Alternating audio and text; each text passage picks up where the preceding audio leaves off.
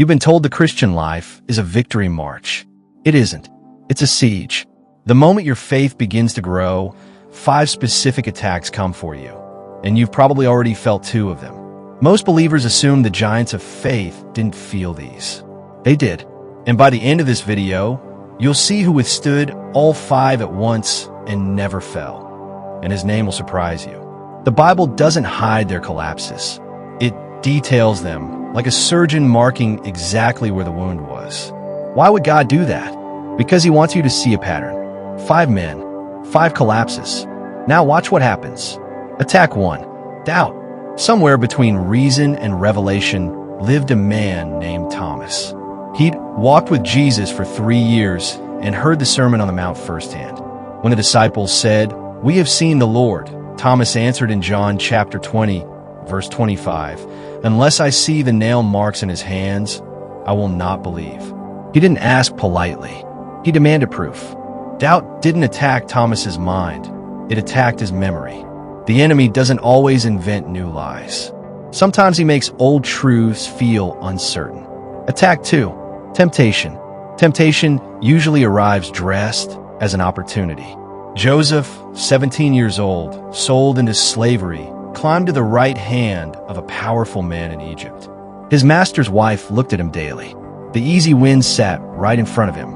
In Genesis chapter 39, verse 9, Joseph replied, "How then can I do this great wickedness and sin against God?" Notice what he didn't do.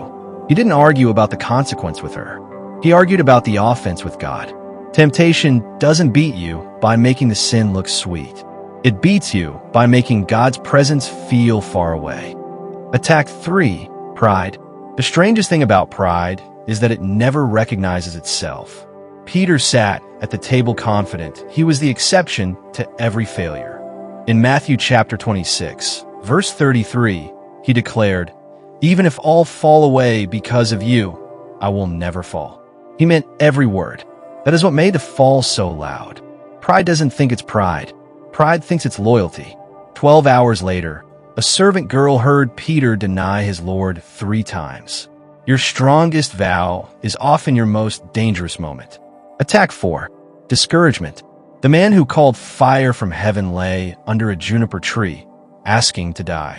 Elijah had just defeated 450 prophets of Baal. He'd outrun a chariot. And now he sat alone in the desert, trembling. In 1 Kings chapter 19, verse 7, an angel touched him and said, "Arise and eat, because the journey is too much for you." Notice what the angel didn't say. He didn't say, "Pull yourself together." God rarely scolds the weary. He feeds them. Discouragement is often your body admitting it's been running without rest. Attack 5. Loneliness. The loneliest place for a Christian isn't the desert. It's the courtroom of their trial. Paul sat chained before a Roman official. Every Christian friend had quietly slipped away. In 2 Timothy chapter 4, verse 16, he wrote, "In my first defense, no one stood with me, but everyone deserted me." One verse later he wrote, "But the Lord stood with me and strengthened me." Loneliness doesn't attack your circumstances. It attacks your certainty that anyone is still watching. The Lord replied by standing in the room, not sending a message from heaven. Here's where it gets personal. Doubt will hit when your prayers feel unanswered. Temptation will arrive the week after your biggest spiritual breakthrough. Pride will rise the morning after your most sincere prayer. Discouragement will land in the middle of your best work. Loneliness will creep in the hour you need encouragement most. These 5 are not random. They're predictable. Knowing that gives you one advantage.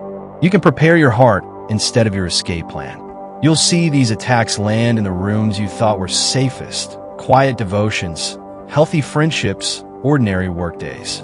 Keep in mind what we promised at the start. One person faced all 5 at once. His name is Jesus. In the wilderness, he was tempted with every appetite you and I have ever felt. On the cross, he absorbed the full loneliness of God-forsakenness and cried, my God, why have you forsaken me?" He entered Gethsemane and watched his closest friends fall asleep. He carried the weight of a mock trial and a scourging he didn't deserve, and he never once caved. The reason these attacks don't have to destroy you isn't your strength. It's His. The Christian life is not a victory march, but He has already won the siege. If this stirred something in you, the video right next to this one walks through the same pattern from the book of Job in why God allows the battle before the breakthrough. Subscribe if you want weekly voiceover devotionals built like this.